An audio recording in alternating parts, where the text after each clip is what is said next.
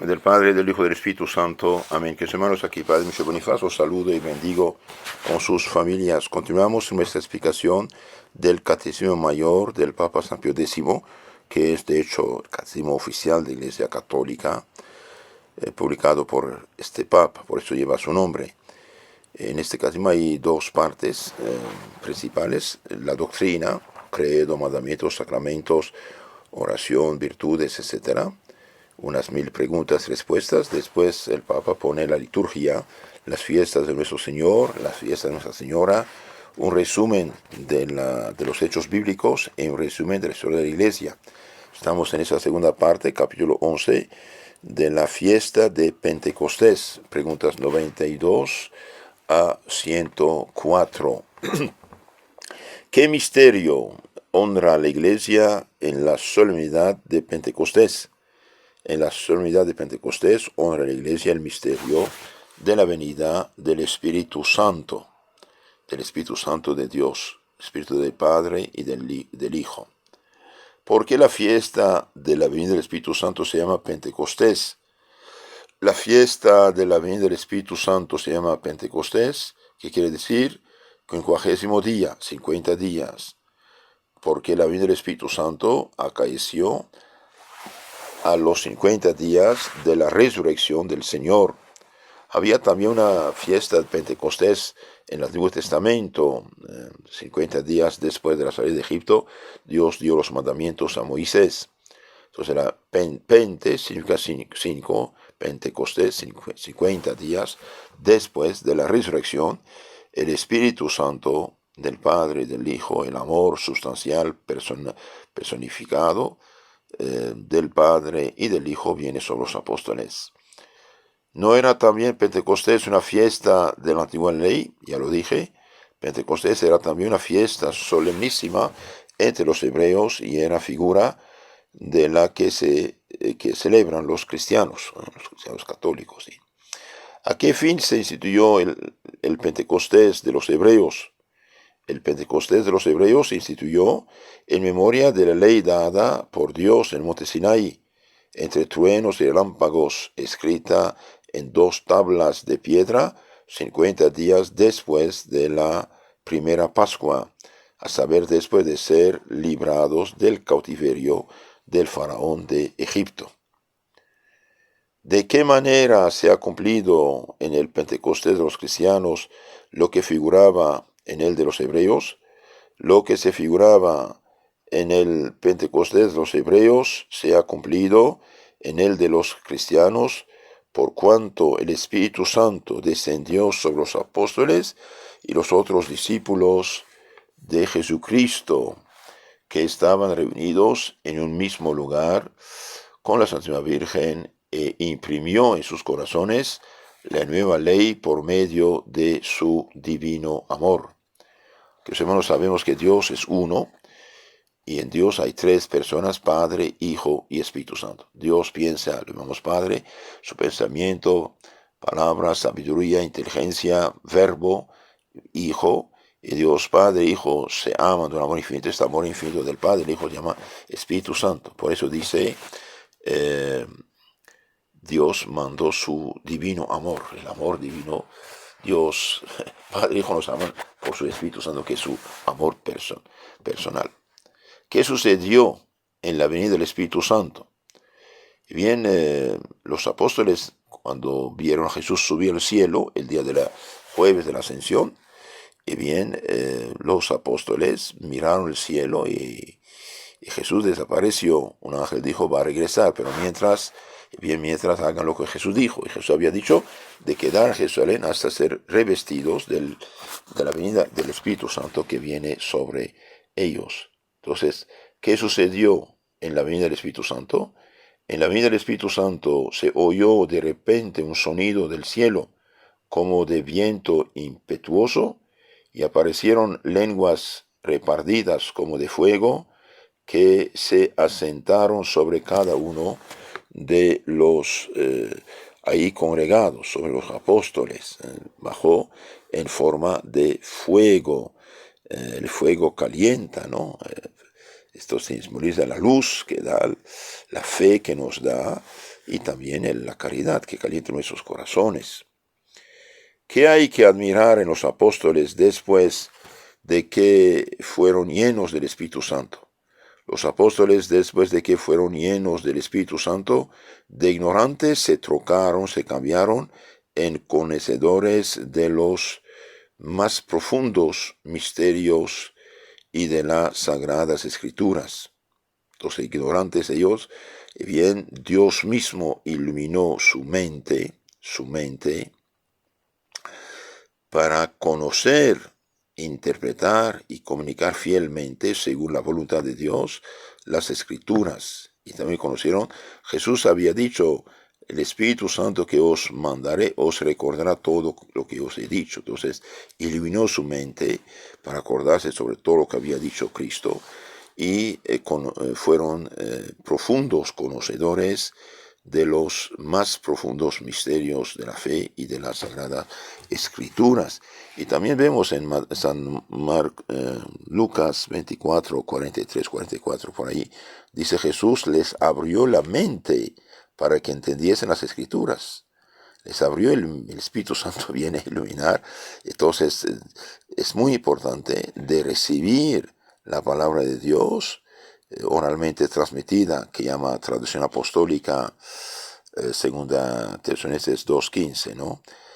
O escrita, que llamamos Biblia o Evangelio. Es importante recibirla de la iglesia, de los apóstoles, y no de cualquier otro. Y los apóstoles dejaron lugartenientes, que son los obispos y los presbíteros. Por eso, en el Catecismo de San Pío X, al inicio del libro, pregunta 7, dice el Papa: ¿de quién hemos de recibir y aprender la doctrina cristiana? Debemos recibirla y aprender a la Santa Iglesia Católica y no de cualquier secta. Por eso ningún católico debería o debe recibir nadie en su casa que le hable Biblia. Van a robarle su fe con la Biblia falsificada.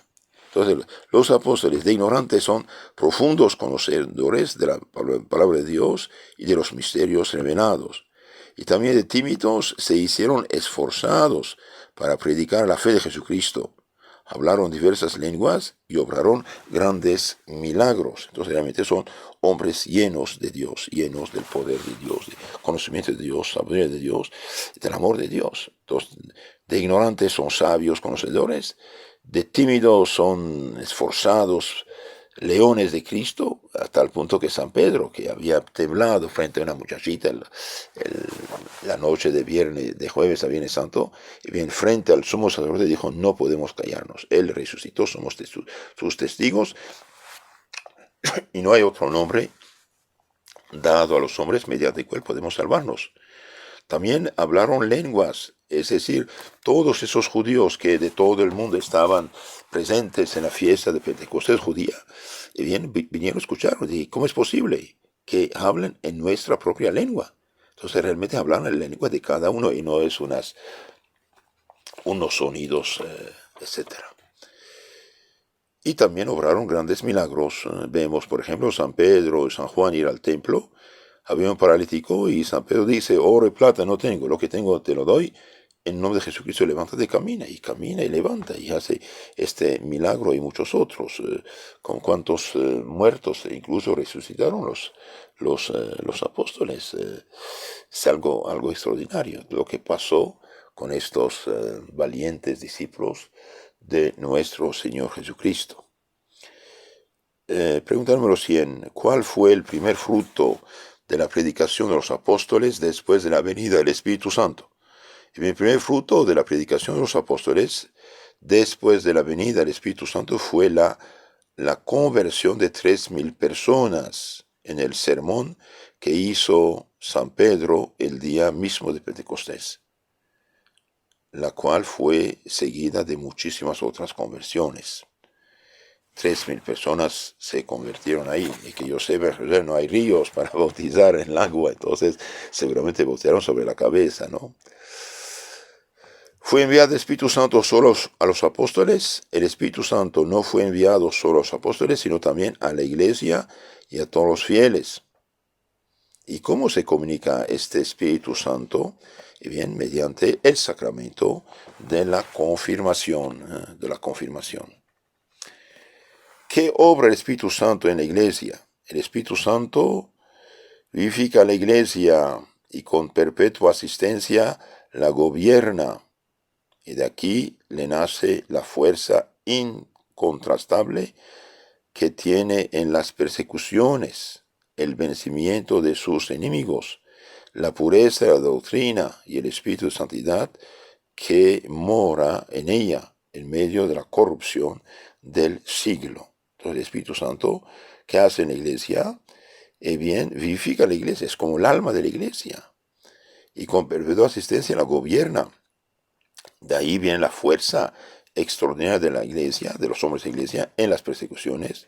Vence a los enemigos, mantiene la doctrina pura. Cada vez que un sacerdote dice que filósofo como Ario en el siglo IV, o como Lutero, el falso reformador, viene a falsificar, y bien, se levantan santos y papas y obispos y se mantiene la doctrina pura, como el Concilio de Trento, por ejemplo.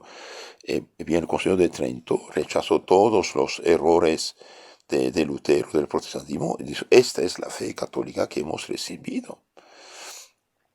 Y también el Espíritu Santo mantiene espíritu de santidad en la iglesia, en el medio de la corrupción. Hoy es verdad, estamos en una decadencia monstruosa, pero hay almas santas, hay santos, a pesar de todo. Y vamos a triunfar. O es el fin del mundo ya, o es una crisis que vamos a superar, pero no desanimarse. Y sobre todo, no abandonar la fe católica porque un sacerdote, porque una persona, porque un católico hizo tonterías y medias. Esto, él será juzgado y condenado al infierno si no se convierte. Recemos por su conversión, pero decir que dejo la iglesia católica porque hay uno que otro mal sacerdote o mal católico es una tontería de primera. Es como decir, yo renuncio a mi herencia, mi padre tiene 10 fincas, yo renuncio, voy mendigo en la calle porque tengo un hermano malo. No, Señor, cuidado, no abandonar la iglesia, el Espíritu Santo está ahí. ¿Cuándo reciben los fieles el Espíritu Santo? Los fieles reciben el Espíritu Santo en todos los sacramentos, pero especialmente en la confirmación y en el orden sagrado. ¿Y quién puede dar el Espíritu Santo? Únicamente el obispo, que es sacerdote mayor, y por delegación el sacerdote. Entonces nadie puede imponer manos sobre la cabeza de alguien si no es sacerdote o obispo en primer lugar.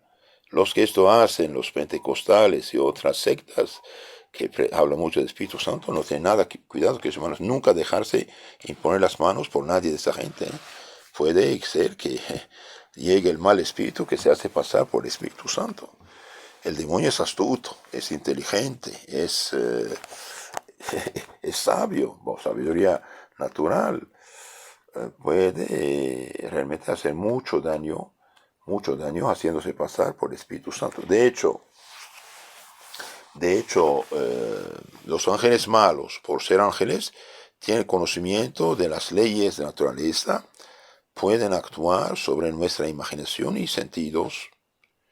El hecho de sentirse bien no es obra del Espíritu Santo. El demonio puede provocar un tal sentirse bien, puede incluso ayudar para libertarse de unos vicios a cambio de la pérdida de la fe católica. El demonio puede sin ningún problema hablar lenguas, hacer curaciones para engañar. Esas cosas no son milagros, son prodigios anunciados por Cristo. Señor, Señor, en tu nombre profetizamos, lanzamos demonios y muchos milagros. Y Cristo dice, váyanse, no os conozco. En San Mateo 7, 15, 23 y también San Mateo 24, 24. Porque, hermanos, nunca recibir la mano de nadie. El demonio le gusta hacerse pasar por el Espíritu Santo, actuar sobre sus víctimas con cosas de supuestos milagros, llantos y lenguas, y sentirse muy bien. Esto es peligroso y como un espíritu de herejía y orgullo. De hecho, San Pablo dice que el demonio se hace pasar por ángel de luz. 2 Corintios 11, 13, 14. Entonces cuídense. El Espíritu Santo se recibe en la confirmación. Y solo el obispo, por delegación del sacerdote, puede darlo. Ninguno más. ¿Qué hemos de hacer en la fiesta de Pentecostés? Bien, en la fiesta de Pentecostés hemos de hacer 4 cosas. Adorar al Espíritu Santo, con el Padre, el Hijo, claro. Pedirle que venga a nosotros y nos comunique sus dones. Y acercarnos dignamente a los santos sacramentos.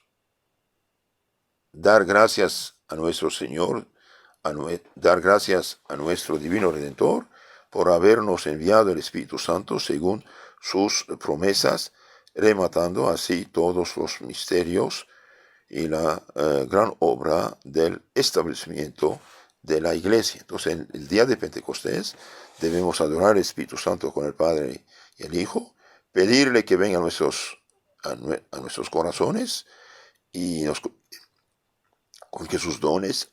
3, acercarnos dignamente a los santos sacramentos. Si uno está en pecado, es una buena confesión para libertarse del poder del demonio. Recibir el Espíritu Santo a quienes perdonan los pecados quedan perdonados y a quienes quedan retenidos. Y finalmente dar gracias a nuestro Señor por habernos enviado su Espíritu Santo según sus promesas.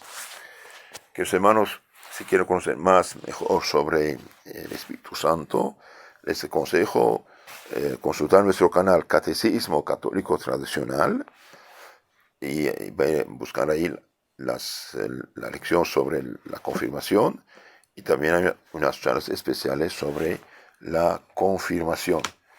Terminamos esta charla con una oración al Espíritu Santo.